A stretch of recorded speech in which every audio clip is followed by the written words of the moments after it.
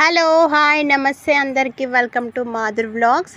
మృగశిర కార్తీ అంటే నాకు ముందుగా గుర్తొచ్చేది చేపలేనండి. ఆ రోజు మేము చేపలు తెచ్చుకొని కర్రీ అయినా చేసుకుంటాము, లేకుంటే ఫిష్ ఫ్రై అయినా తెచ్చుకొని తింటాము. నేనైతే ఈసారి ఫిష్ ఫ్రై తింటున్నాము.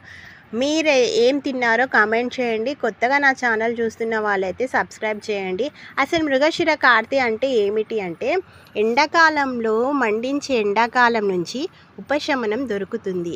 వాతావరణం ఒక్కసారిగా చల్లబడుతుంది కాబట్టి మన శరీర ఉష్ణోగ్రతలు కూడా మార్పులు వస్తాయన్నమాట. వర్షాకాలంలో సాధారణంగా చాలామందికి జలుబులు, ఆస్తమా వంటి రోగాలు వస్తాయి. అయితే కొంతమంది అయితే ఇంగువ బెల్లంతో కూడా వేసుకుంటారు.